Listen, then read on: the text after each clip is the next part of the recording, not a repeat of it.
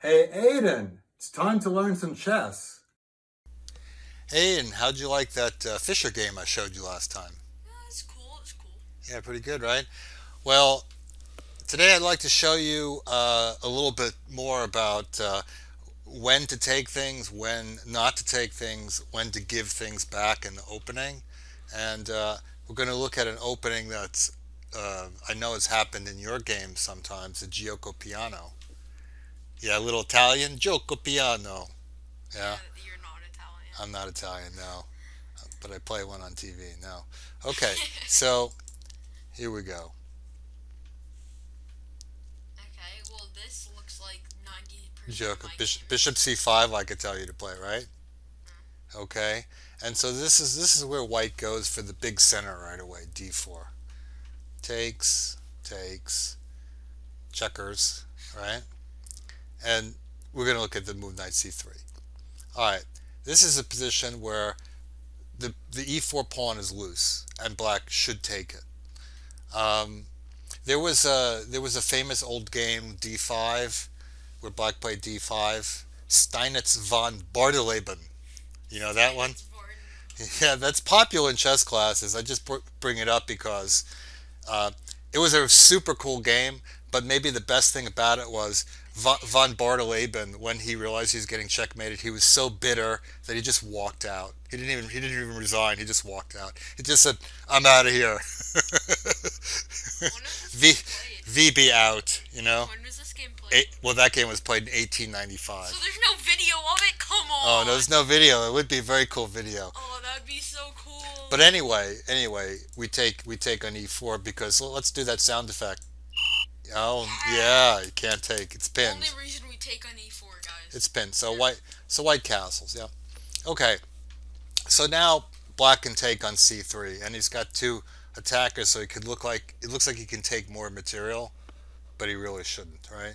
So the the not so good way to capture is take with a knight, right?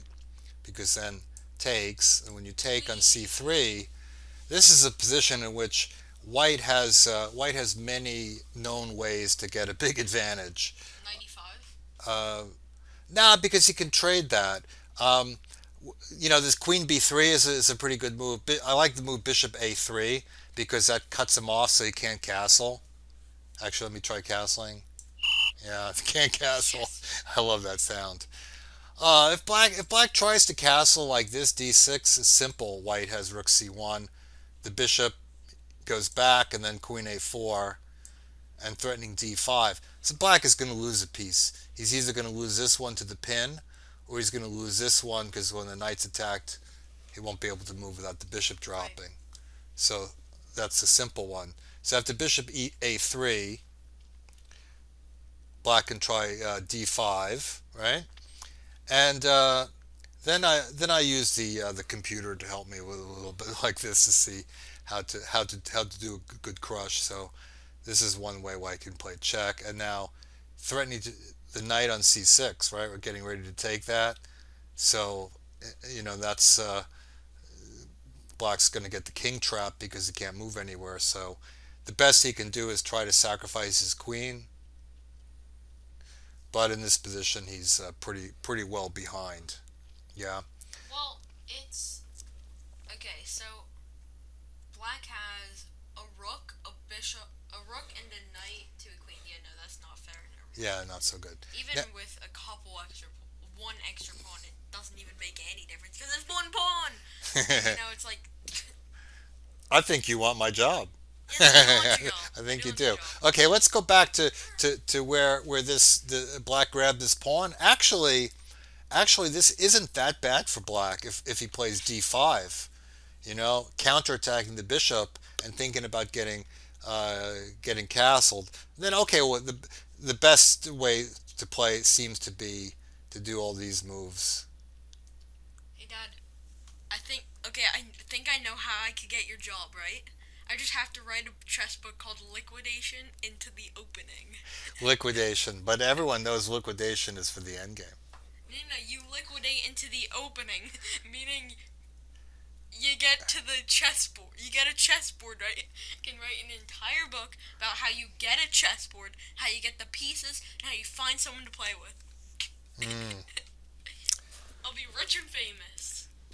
Maybe Amy will want to play chess.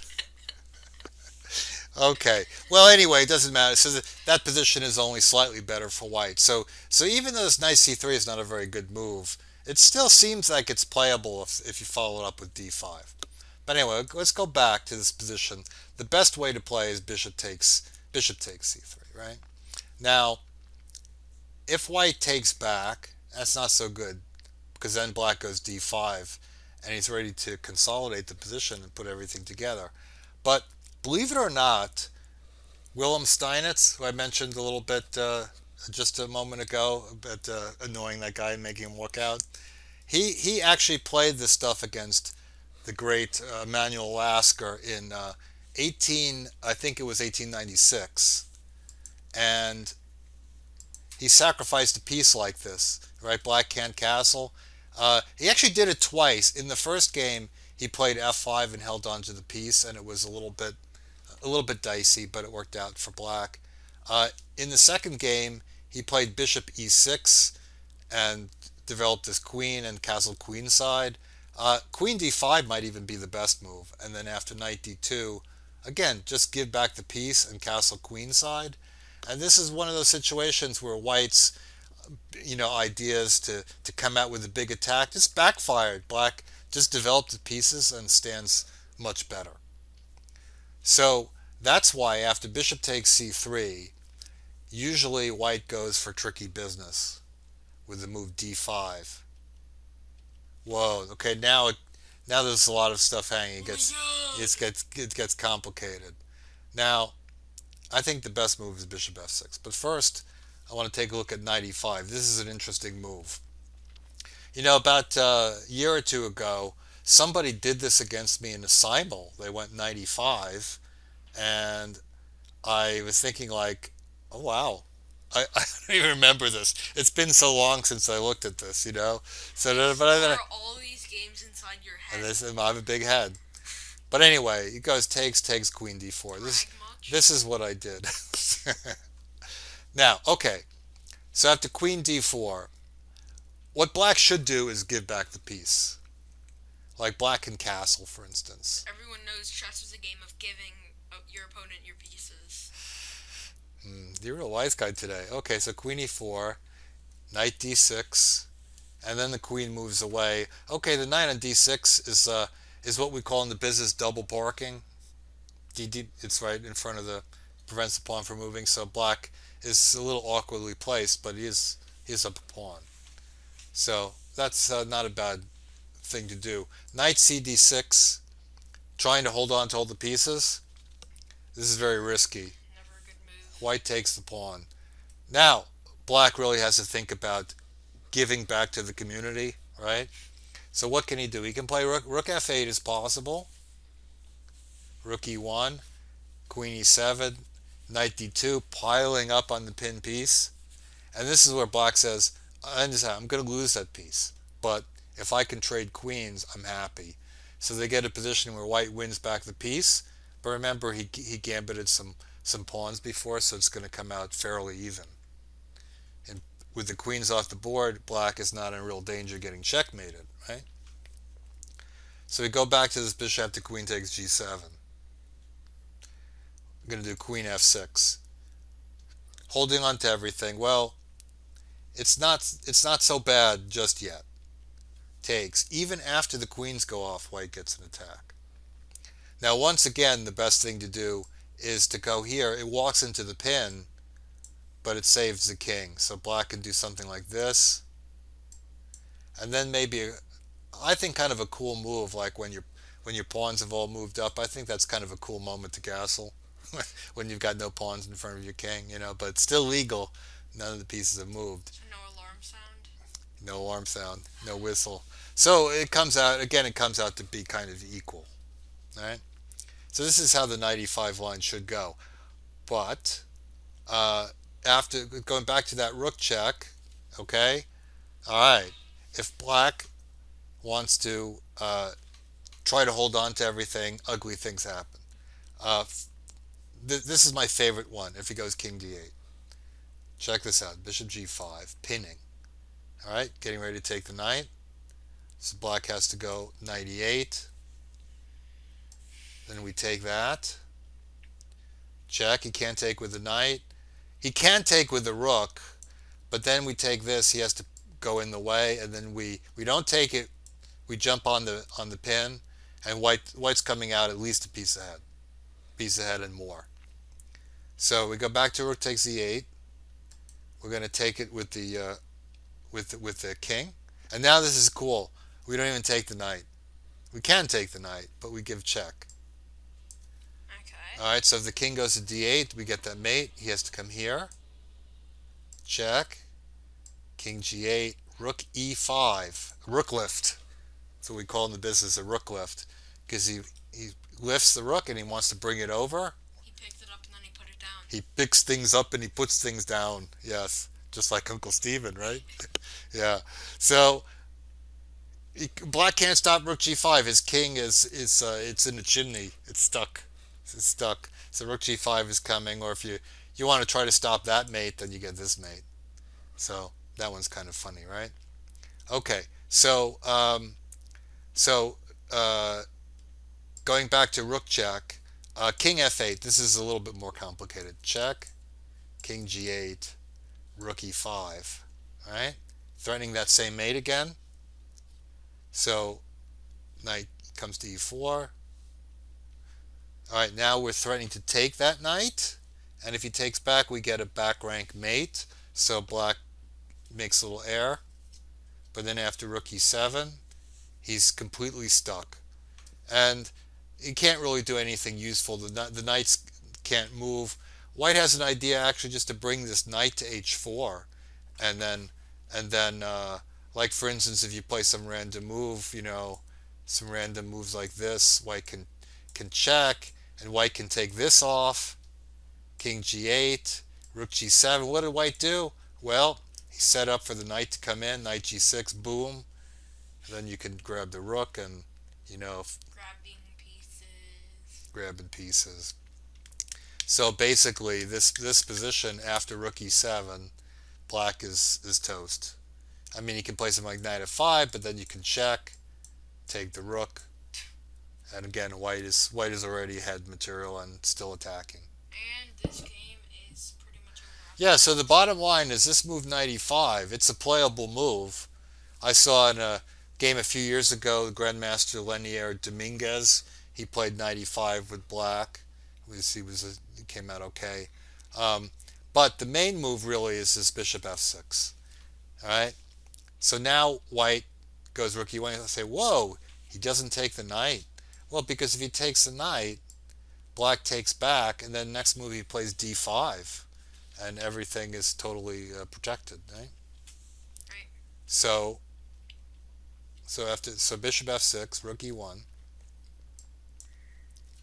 Now the knight moves. Rook takes e4, d6. So he takes stock for a second. All right. Black is a pawn up. White he has to show that he's got something going. So they go bishop g5. He has to prove it to everyone, including himself, but mostly everyone else. He's got to go fast. So takes. Now there's a lot of stuff I can show you with the move castles, and then white sacrifices a knight on h7. And the bottom line is that with best play, it's supposed to eventually lead to perpetual check. But I'm not even going to bother with that because I like the move h6. Okay. Nice simple move h6. Okay. So white doesn't want to just move the knight back, then black's going to castle, right? So now he gets into tricky business with queen e2. Now I was just looking at this position, and I didn't even know bishop b5 check is a move, and maybe it's actually a little bit better than queen e2, but it also doesn't come out that well, because after queen e2, what's he up to, right? You take the knight. Well, if you take the knight, then comes rook e1. Oh God. triple your pleasure. They sometimes would call that Elyechin's gun. When Big lining up shot. three heavy pieces like that. Yeah, Rook takes. Wow. right. So that's a little too greedy. We don't play. We don't play. We don't take the knight. Go king f8, and now if rook e1, we can snack on the pawn on d5. Now there's some games where white tries to sacrifice a piece like this, and then black just has to find this move knight g8. Yes. Oh, I heard a sound for a second. Yeah, So happy. I heard the whistle. Knight g8. Okay, basically the sacrifice is unsound, but occasionally even strong players play this stuff hoping to trip up their opponent. Like they make a mistake, but that's the thing with the computers is that we know all this stuff now. We know what works. We know what doesn't work. Yep. All right, so let's go back to the main line queen e2. Now black takes, and white triples his pleasure, and this is a very cool moment in defense. Black tosses the bishop into the fire to block the file, and when white takes it, he goes f6. On. So he just makes he rocks out in the center, right? That center is impenetrable. He cannot break the blockade of the knight. Now it may not look that bad for white at first. He's down one pawn, but black, he's getting ready to play c6 and bring the queen out and castle queenside, and white is in danger of having nothing going on.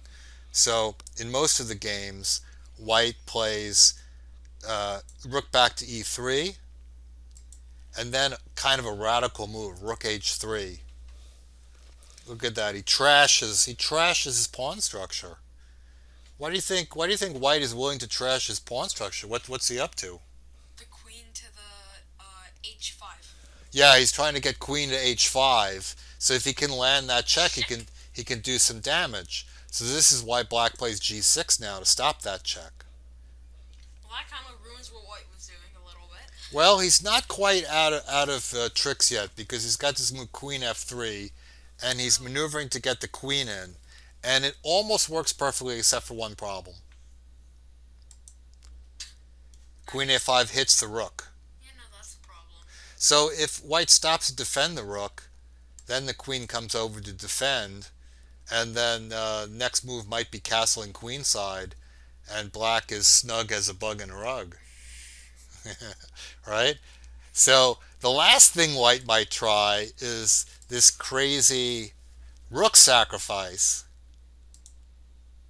Okay.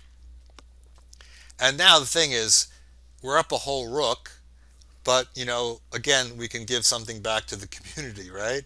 So the best thing to do is to acknowledge we can't hold on to everything, but the castle and takes, and now queen e4. This is a good move because it prevents the bishop from getting into the game, and also it prepares that if white tries to sneak the queen over to get e7 in, we can come and chase the queen away. White can't afford to trade because he's too far behind. So after this, it may take a few moves, but black should eventually be able to wrap this up and score a victory. So this is this line is very, very old now, and it's not really changing. The bottom line is that black can defend if he knows what he's doing, if he takes things at the right time, and he gives them back at the right time. He picks pieces up and he puts them down, right? That game's over 120 years old. No, no, you're thinking of the Steinitz von Bartoleben game, yeah. Whew. But What was this one? all this stuff dates back at least to the 1970s. All right. So we learned something today. Yeah, we did. It's always fun when we do chess together. When to be greedy and when not to be. Can't wait for the next time.